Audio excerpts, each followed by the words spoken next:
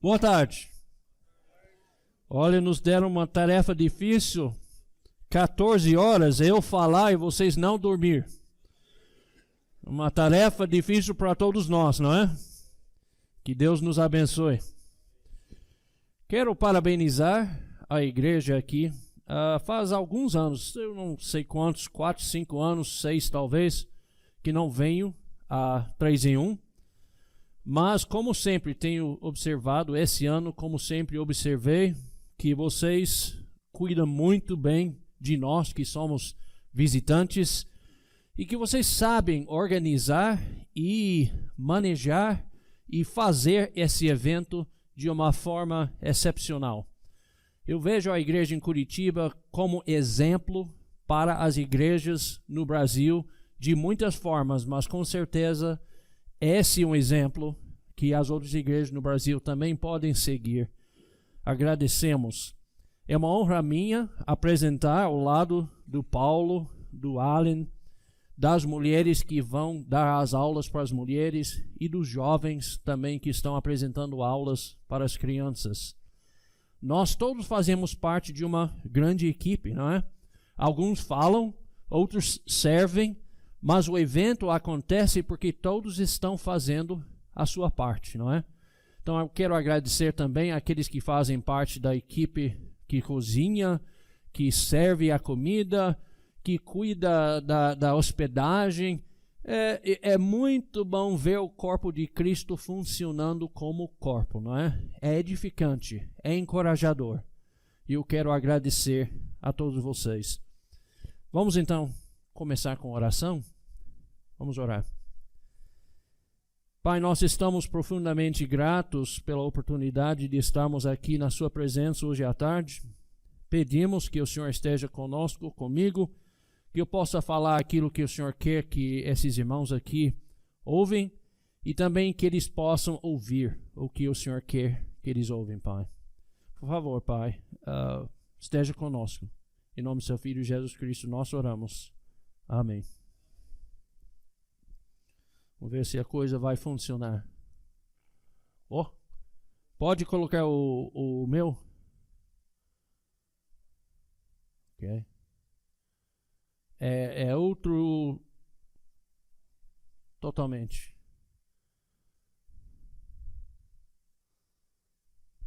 Enquanto eles estão cuidando daquilo.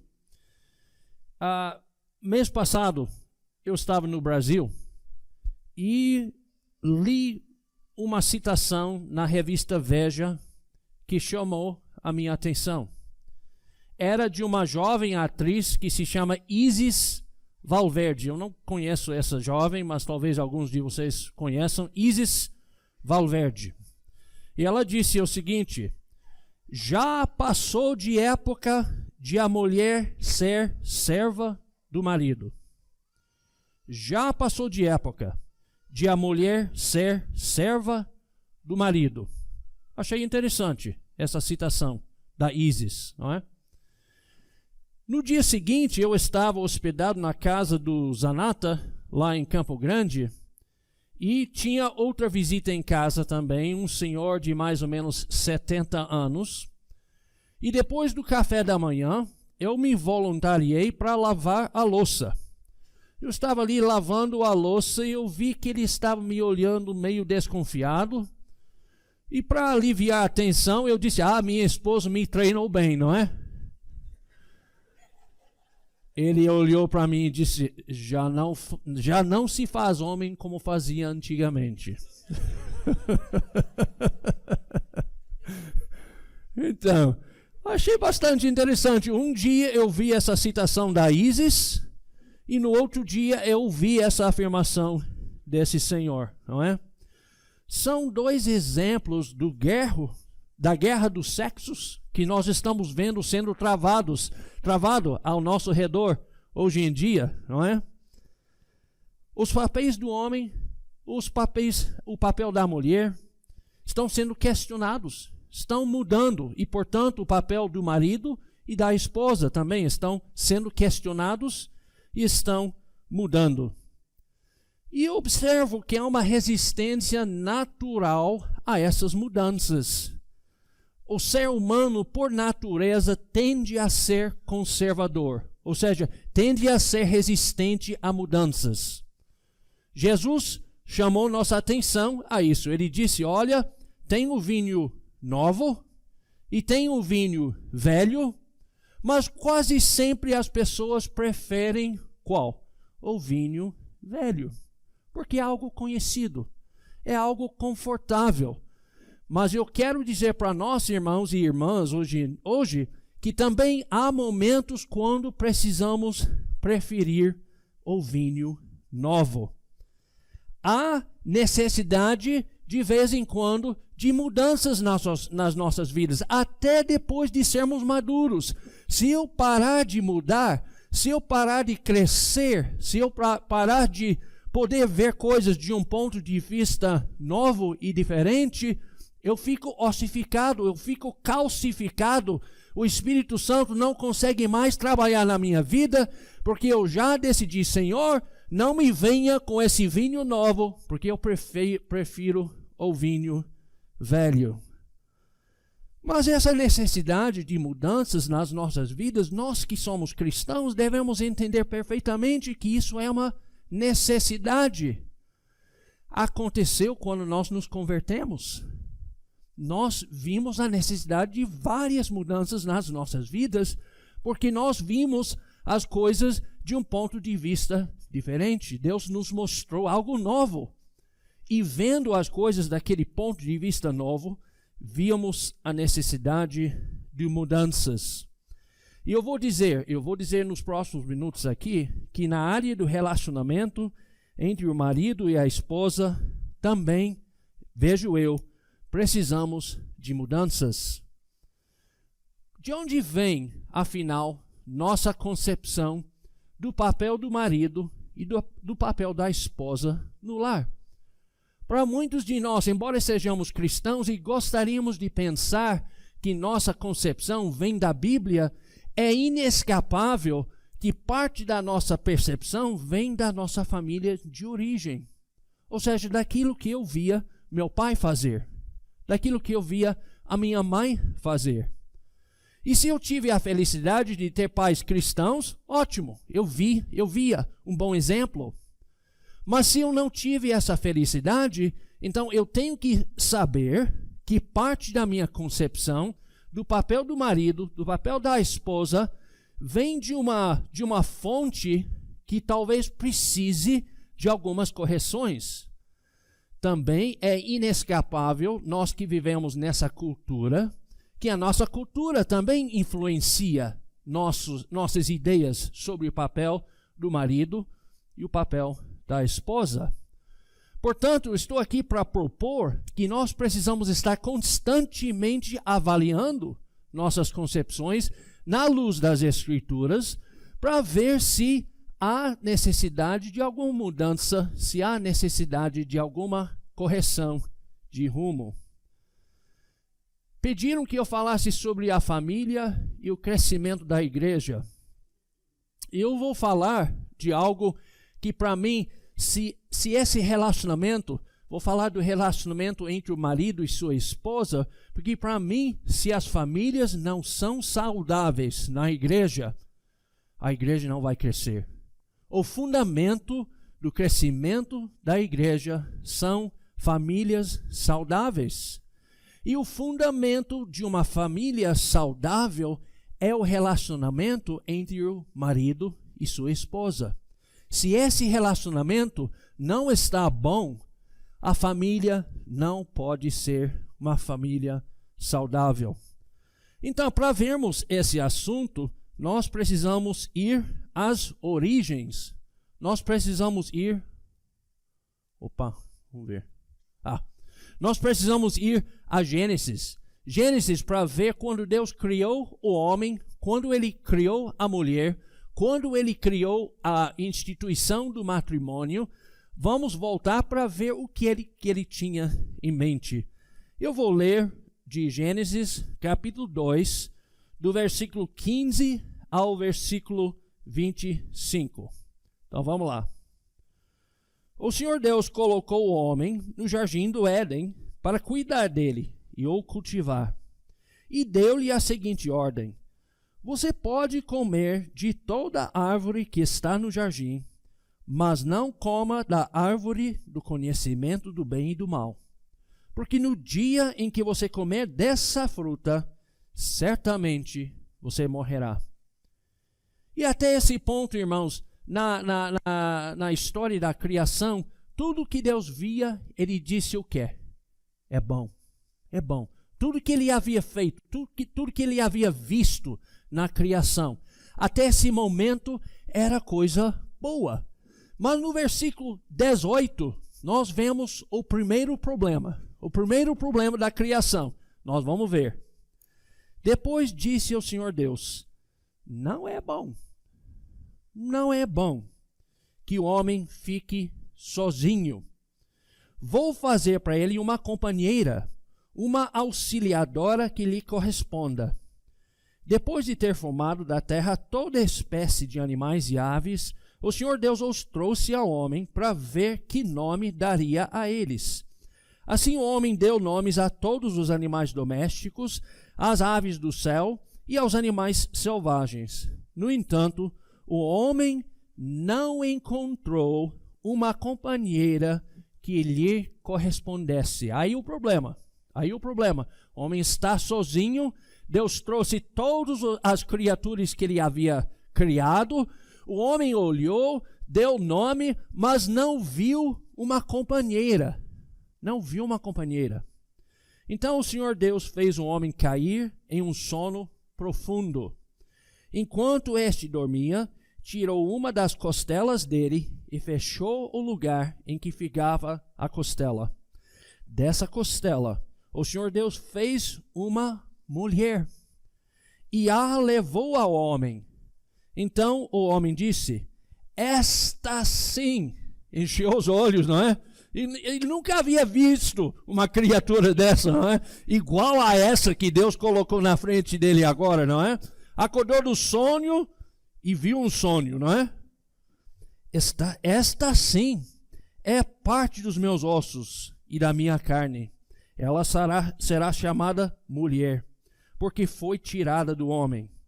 Esta é a razão pela qual o homem deixa o seu pai e a sua mãe e se une à sua mulher, e os dois se tornam um só ser. Ambos, o homem e a mulher, estavam nus, mas não sentiam vergonha. Então o que nós vemos que o homem tinha um problema.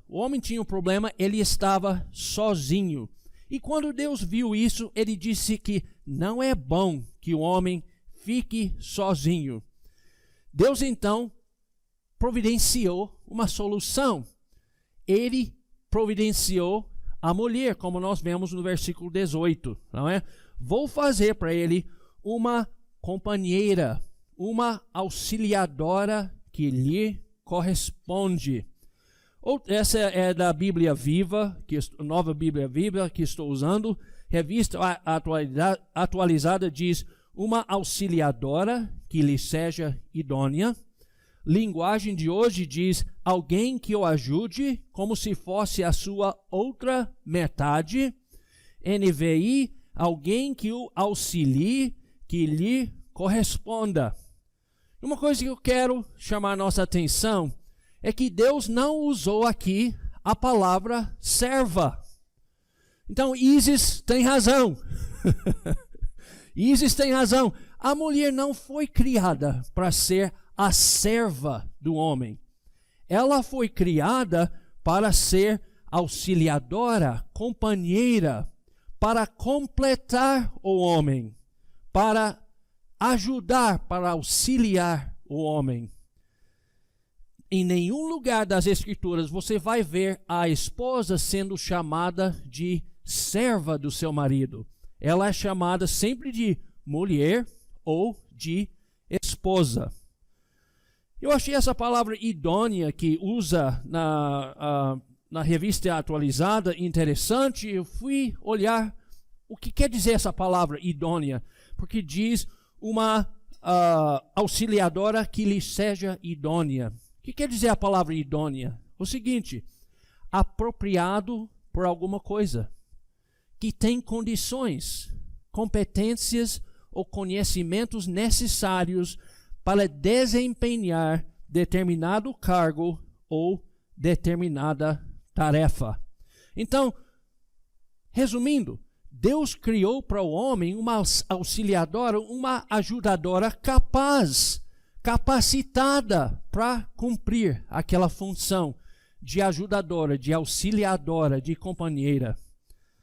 Um exemplo na minha própria vida, me lembro claramente, isso aconteceu vários anos atrás, mas eu um dia recebi uma ligação do meu chefe e a Rebeca estava ao meu lado ouvindo parte da conversa.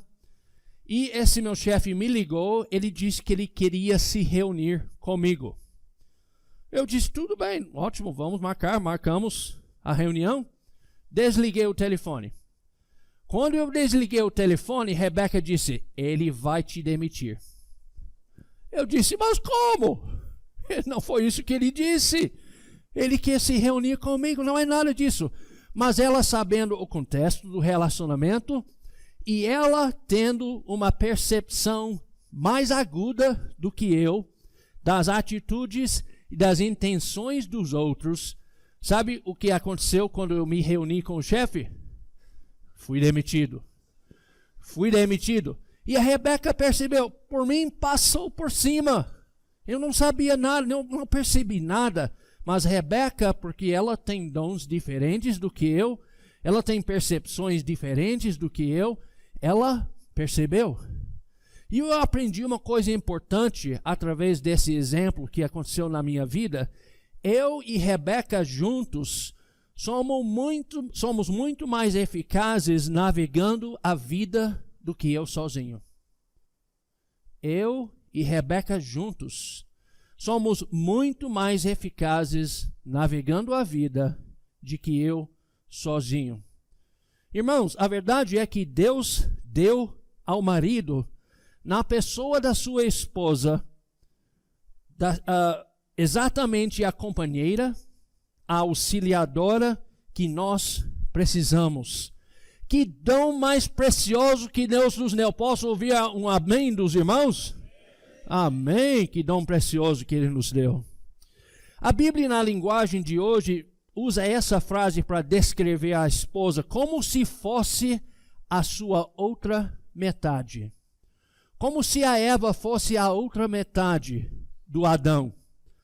E observamos em versículo 21, 22, dessa passagem em Gênesis 2, que Deus criou a mulher da costela do homem.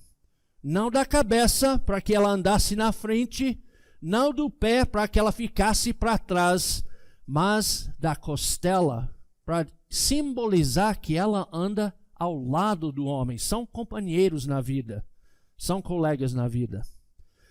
E como seria bom se as coisas tivessem continuado assim. O relacionamento entre marido e esposa baseado no amor, baseado no respeito mútuo, mas nós sabemos que não continuou desse jeito, não. Nós sabemos que em Gênesis 3 entrou o que no mundo? O pecado. O pecado entrou no mundo e corrompeu tudo. Corrompeu a nossa natureza, corrompeu a criação e também corrompeu o relacionamento entre o marido e a sua esposa. A base do relacionamento, não estou dizendo em todos os casos, é claro, mas em geral, a base do relacionamento entre o marido e sua esposa passou a ser baseado no poder e no domínio. O homem, por ser mais forte fisicamente, passou a dominar, oprimir e subjugar a mulher. Pedro faz referência a essa situação em 1 Pedro 3,7, quando ele escreveu o seguinte: vocês, maridos, devem ser cuidadosos com suas esposas, estando atentos às necessidades delas e respeitando-as como o sexo mais frágil. Lembrem-se que vocês e suas esposas são co-herdeiros do dom da graça da vida. São co-herdeiros. Na Bíblia, na linguagem de hoje, essa frase sexo mais frágil é sexo mais fraco. É uma referência ao fato que a mulher é fisicamente mais frágil do que o homem. E com a deturpação da natureza humana pelo pecado, o relacionamento entre o marido e sua esposa, em muitos casos, deixou de ser amor e respeito mútuo e passou a ser na base do poder e domínio do marido sobre a esposa. E deu no que deu, a guerra entre os sexos que nós vemos nos dias de hoje. Eu queria ler naquela mesma viagem mês passado, estava lendo o jornal Estadão e vi esse artigo que o título é "Ela é sua, pode matar". E sobre um caso verídico que aconteceu no estado de Paraná. Não sei se aconteceu aqui em Curitiba ou não. Provavelmente alguns de vocês vão reconhecer o caso. Uma das cenas mais chocantes e revoltantes dos últimos tempos foi aquele assassino do Paraná espancando a própria mulher dentro do elevador do prédio onde moravam. Ele agredia a moça, uma advogada jovem e linda, sem ao menos franzir a testa. A expressão dele não era de ódio, era de poder, como se esmurrasse uma coisa, um saco de batata. Pulando um pouco, segundo o Anuário da Violência, divulgado ontem, Anuário da Violência aqui no Brasil, 2017 registrou um recorde de assassinatos no país, com impressionantes 7 mortes de homens e mulheres por hora. Por hora! Mas os dados sobre as vítimas mulheres têm um lado particularmente assustador. Foram 221 mil casos de violência doméstica no ano, 60 mil estupros e 4,5 assassinatos. O que é isso, minha gente? Estão tratando as mulheres como coisa para usufruir, jogar fora a qualquer hora. E comentando no fato que muitas pessoas viam isso acontecer, esse caso que aconteceu, disse o seguinte: mas duro mesmo é a complacência da própria sociedade. Não sai da minha cabeça como nenhum vizinho, vizinha, porteiro, ninguém ouviu os gritos de desespero da Tatiana Spitzner, a moça que foi assassinada. Ela apanhou no carro, entrando no prédio, dentro do elevador, tentou escapar no andar, foi empurrada no seu próprio andar e ninguém percebeu, ouviu em nenhum momento. Coisa trágica, coisa chocante. Mas eu quero dizer que, infelizmente, não que seja tão, vamos dizer, tão radical o domínio do homem sobre a mulher, mas infelizmente em muitos casos isso representa o que está acontecendo por aí. E naturalmente há uma reação da parte das mulheres. Há o feminismo, por exemplo, o feminismo que quer reconhecer o valor da mulher, o feminismo que quer trabalhar pela independência da mulher, que em si são coisas boas. Nós precisamos sim reconhecer o valor da mulher. Nós precisamos sim, se ela puder ser independente, ótimo. Mas também, infelizmente, há alguns exageros, o desprezo ou a diminuição do homem e do seu papel. Mas é uma reação das mulheres a essa situação que nós vemos. Acho muito interessante, vocês têm observado, eu tenho observado no cinema, ultimamente, nesses últimos anos, quantos heróis femininos que são. E essas mulheres que podem bater, que podem ficar de frente a frente com qualquer homem e ganhar na base da força física. Vocês já notaram isso? Alguém já notou isso? Ou sou o único? Não é? Interessante, é uma reação natural das mulheres. O problema é que isso é uma ilusão. Mulher, tem algumas raras exceções, mas em geral, o fato é, a mulher é fisicamente mais frágil do que o homem. É uma ilusão pretender que não é assim. Portanto, nós vamos ver os conselhos de Deus para a esposa, vamos ver os conselhos de Deus para os maridos, mas era importante que nós colocássemos esse contexto no qual Deus dá esses conselhos, tanto para as esposas quanto para os maridos. Como é que a esposa, menos forte e porém sujeita à imposição da vontade do seu marido, pode lidar com essa desigualdade de forças? Ou seja, qual é a melhor maneira para a esposa influenciar positivamente as atitudes e a conduta do marido que tem a capacidade, se quiser, de simplesmente impor sua vontade na sua esposa? Será que é desprezar o marido e tratar ele com uma falta de respeito total? Será que é confrontar a força com a força? Será que é manipular e enganar? Tem aquela famosa frase, não é? A mulher fala: ele é o cabeça, mas eu sou o pescoço que move a cabeça aonde eu quero. Vocês já ouviram falar disso? Não é? E muitas mulheres, nem é possível culpá-las muito, mas muitas mulheres caem nessa de manipular e enganar seus maridos para que possam ter uma medida de poder dentro do relacionamento. Em um minuto veremos o conselho surpreendente de Deus para as esposas.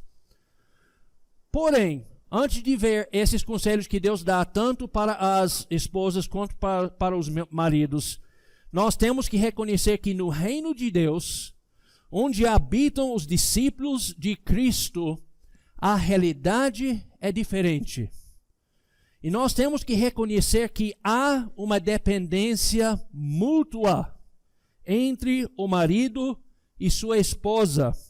1 Coríntios 11:11 diz o seguinte: no Senhor, todavia, a mulher não é independente do homem, nem o homem independente da mulher.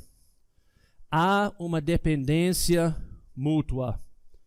Ok, vamos então passar para a passagem que é muito conhecida por quase todos nós, que é a passagem que talvez fale mais claramente sobre o relacionamento entre o marido e a esposa, que é Efésios capítulo 5, do 21 a 33. E vamos ler aqui.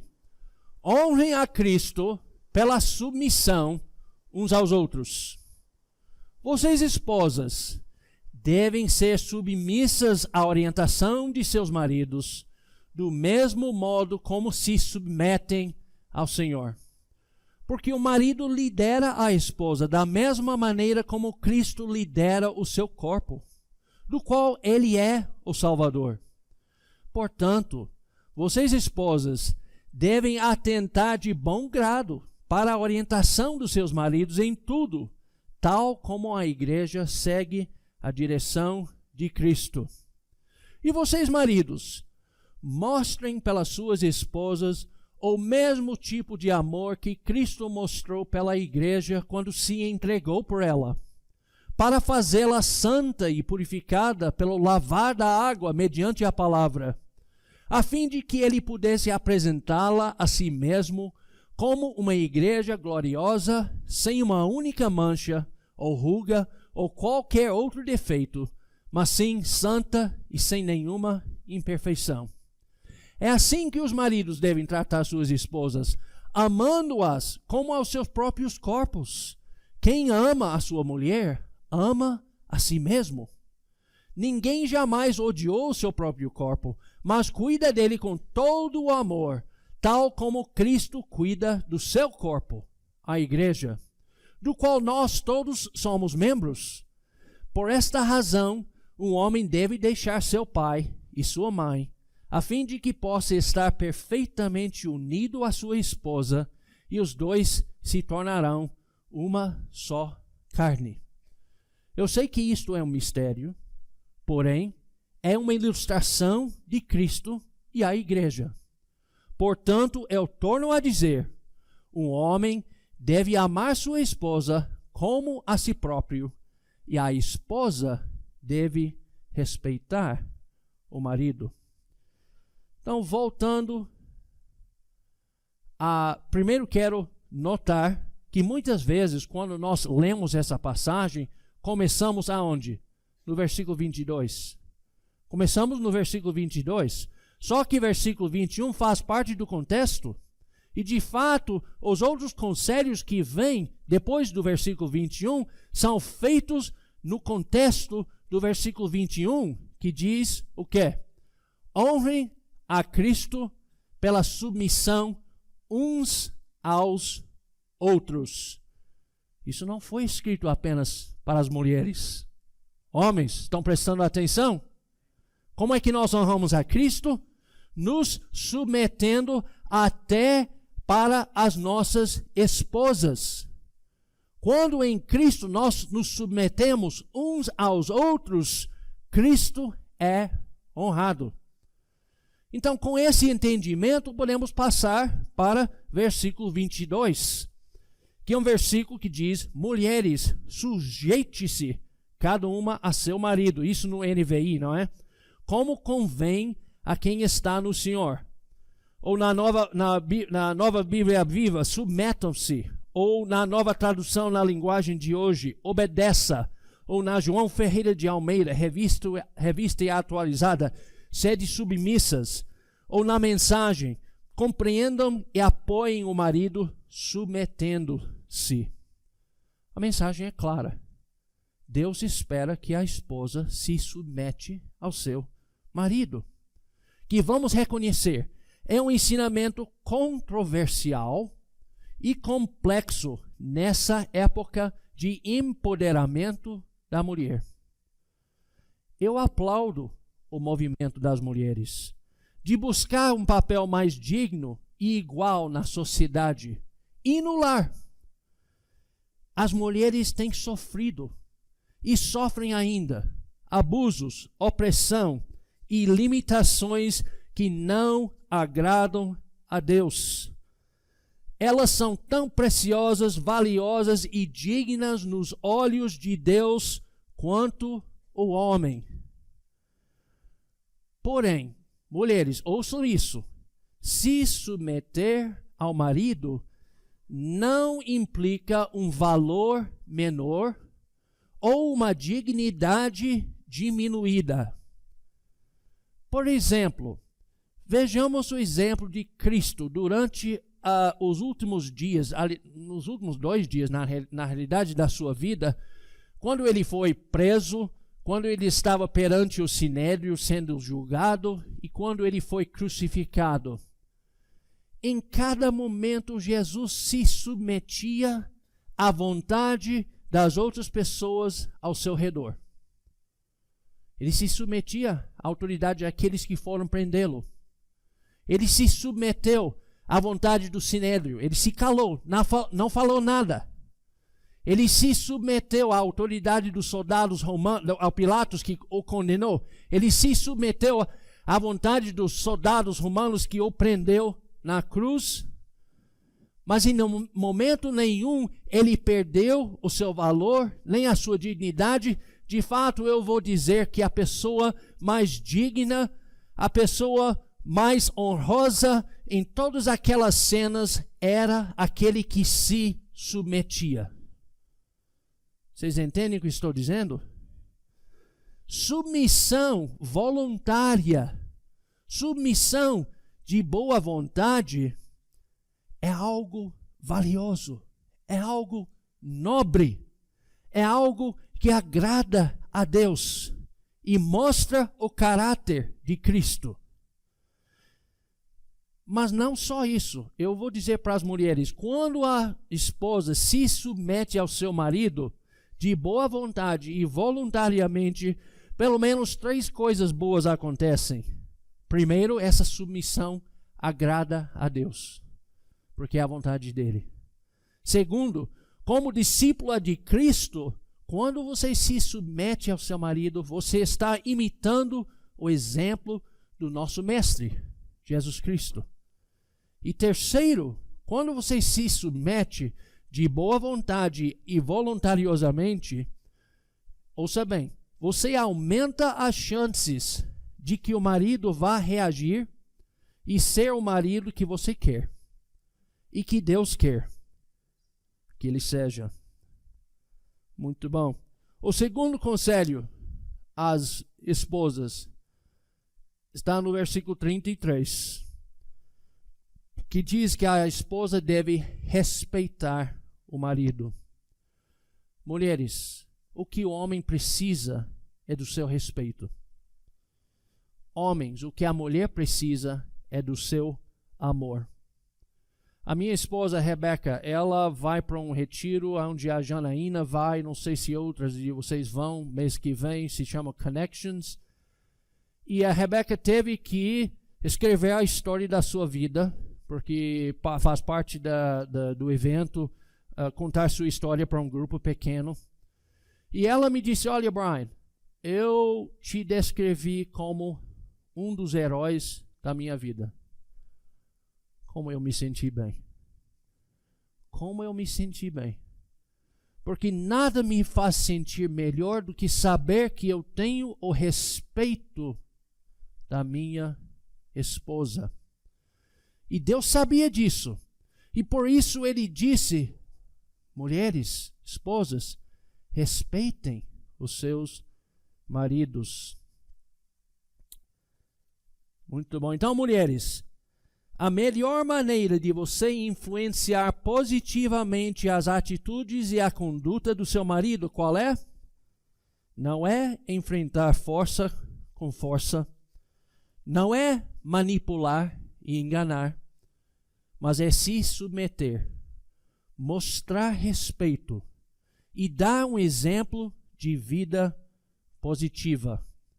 Agora, um parêntese antes de ir falar com os homens, e as mulheres estão querendo que eu chegue lá logo, não é? Vou falar. Um parêntese importante, quando há abuso, ou da esposa, ou dos filhos, pode chegar o momento quando a ação apropriada é fugir da situação. Não estou falando de divórcio, mas fugir, se tirar daquela situação. Ok. Vamos para falar com os homens, não é? Conselhos aos maridos.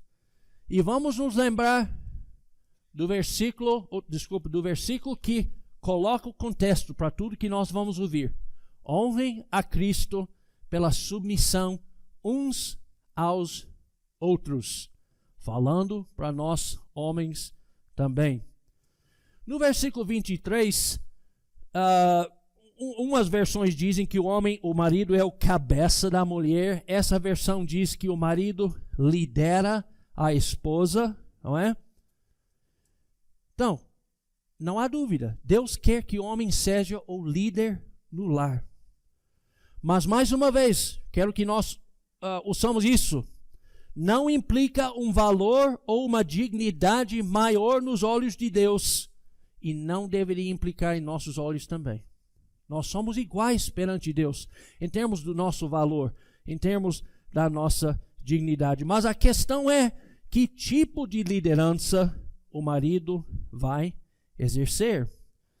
Versículo 25 nos dá uma pista. Diz: e vocês, maridos, mostrem pelas suas esposas o mesmo tipo de amor que Cristo mostrou pela igreja. Quando? Quando se entregou por ela. Quando se entregou por ela. Que tipo de líder eu devo ser? Mesmo tipo de líder que Cristo é com a igreja. Maridos, querem liderar no seu lar? Cuidado com aquilo que pedem. Porque o tipo de liderança que Deus vai cobrar de nós, maridos, é o mesmo tipo de liderança que Cristo oferece à igreja, dando-se a ela.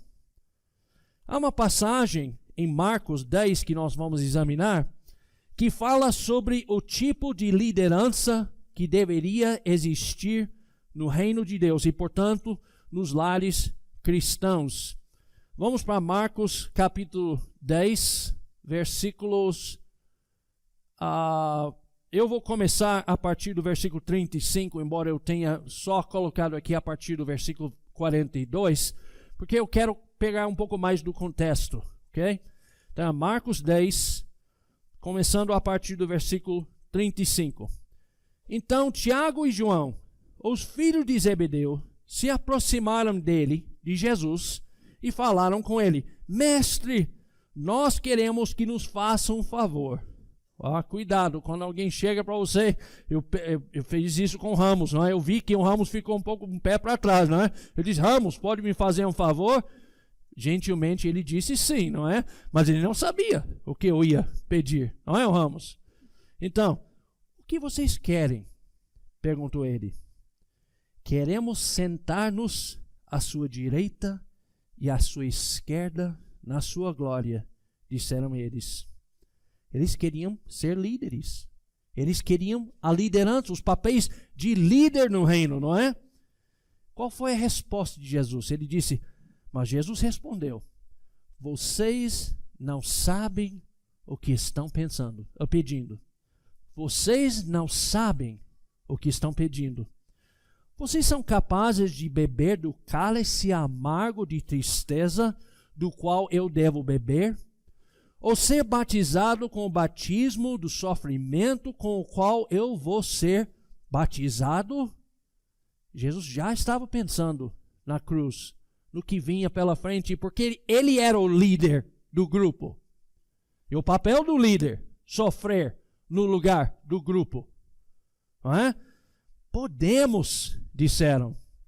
E Jesus disse, vocês realmente beberão do meu cálice e serão batizados com o meu batismo, mas quanto a sentar-se à minha direita ou à minha esquerda, não cabe a mim resolver. Esses lugares pertencem àqueles a quem foram preparados. Agora, a partir do versículo 42, quando os outros discípulos descobriram que Tiago e João haviam pedido, ficaram muito indignados, imagino. Muito indignados, e eu imagino por quê. Agora, a partir do versículo 42. Então Jesus os chamou e disse, como vocês sabem, os reis e os homens importantes da terra dominam sobre o povo. Porém, entre vocês é diferente. Todo aquele que quiser ser o primeiro deve ser o escravo de todos. Porque até o Filho do Homem não está aqui para ser servido, mas para servir os outros e dar a sua vida a fim de salvar a muitos. Então Jesus os chamou. Não, é isso, desculpa. É isso, terminei. Então, irmãos, querem ser líderes no seu lar? Que tipo de líder, então, nós precisamos ser? Nós precisamos ser servos. Nós precisamos ser escravos dos outros na nossa família. Nós não podemos esperar ser servidos, mas servir e até dar a nossa vida por nossa esposa e pelos outros membros da nossa família.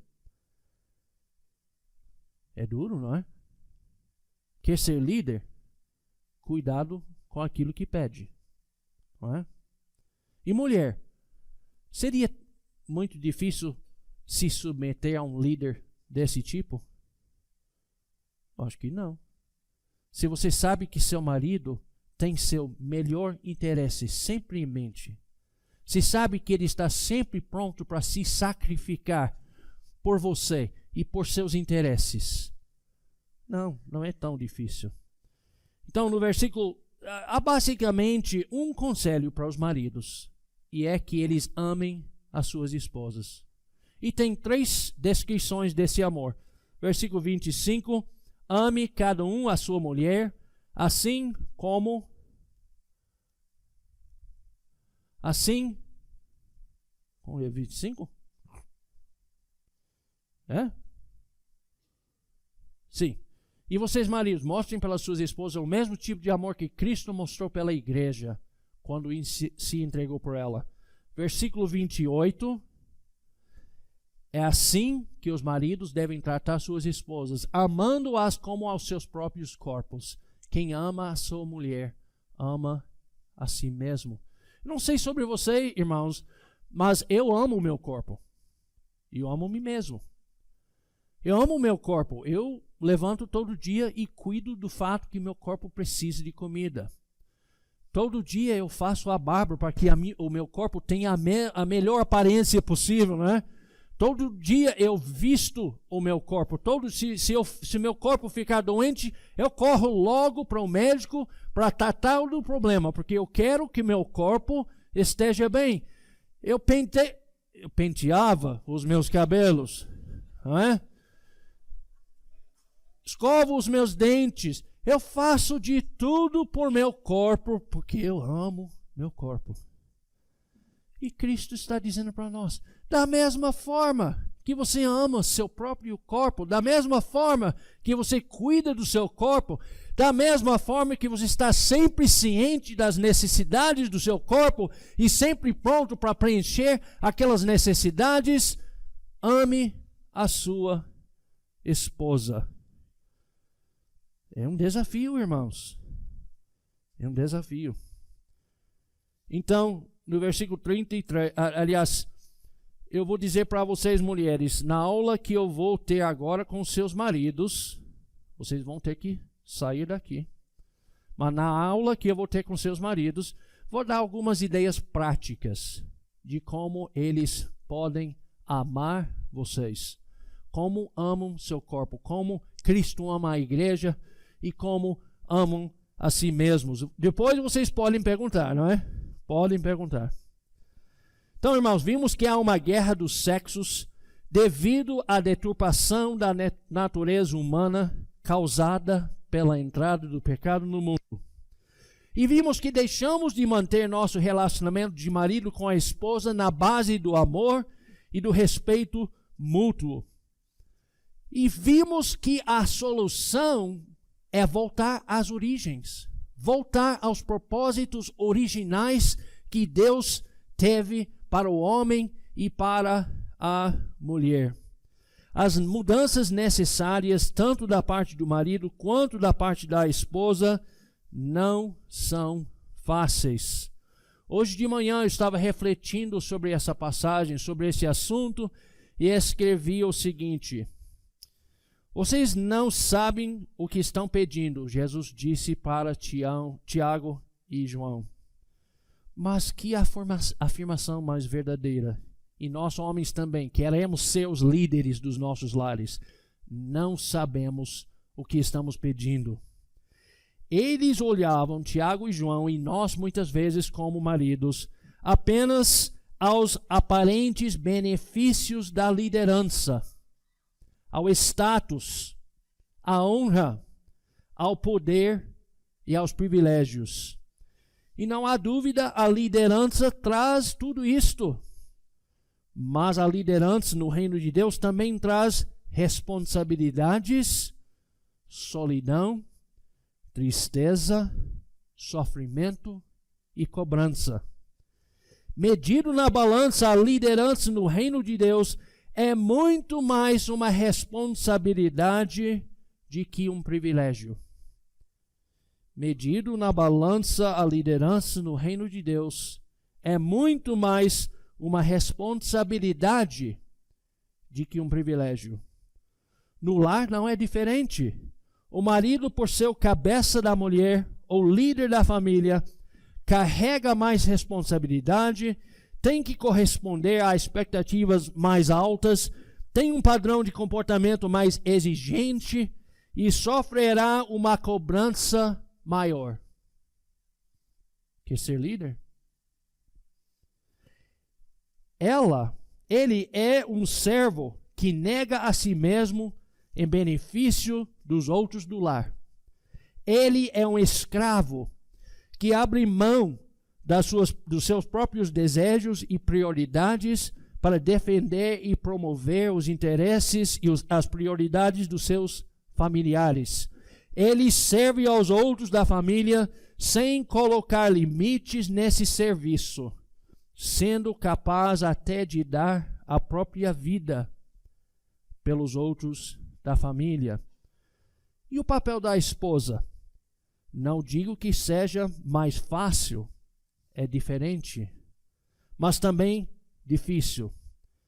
Vemos pela reação negativa dos outros discípulos ao pedido de Tiago e João, quando eles fizeram esse pedido a Jesus de um ficar do lado direito e outro do lado esquerdo, que nenhum ser humano goste de ficar em segundo plano, sujeito a mais alguém.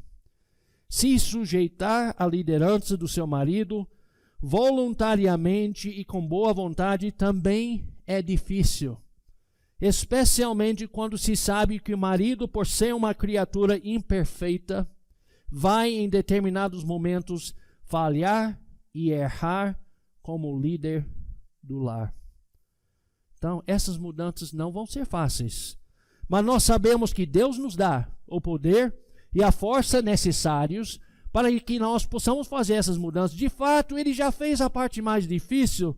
As Escrituras não nos dizem que se alguém está em Cristo, nova criatura é?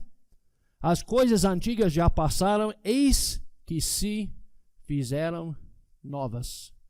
Então, esposas, seu papel é difícil? É. Mas Deus vai te dar a força para cumprir esse papel. Maridos, seu papel é difícil? É. Mas Deus vai te dar as forças necessárias. Quero terminar lendo um poema que eu achei escrito por um homem que se chama Igor Barros. E esse poema, para mim, descreve bem o clima que é criado entre o marido e a esposa, quando o marido ama como deve e a esposa respeita como deve. Amar muito uma única mulher para o que der e vier, quem é que não quer? É a maior loucura que um homem pode ter. É o melhor sonho que se pode viver. Amar para a vida inteira um único ser. É tão absurdo eu ter que ouvir que preciso amar mais de uma mulher para um dia eu poder ser feliz.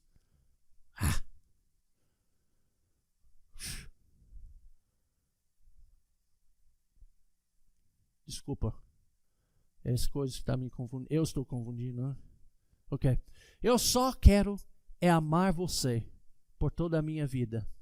És tu a minha alma gêmea, a minha prometida, a minha mulher, amante e minha namorada. Contigo ao meu lado, na minha vida não me falta nada.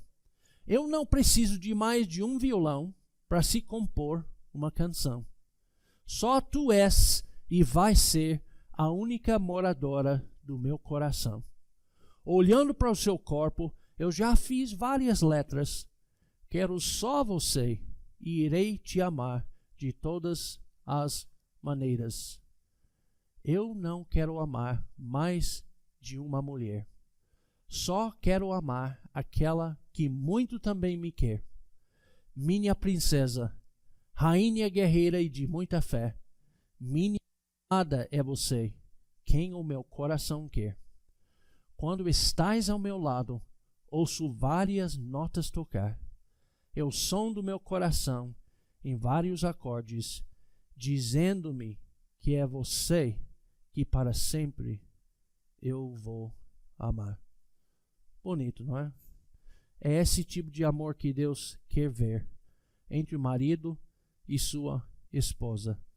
Que Deus nos abençoe, não é? Tanto nós maridos quanto vocês esposas, para que possamos cumprir bem os papéis que Deus nos deu. Deus abençoe. La la la la la la la la la la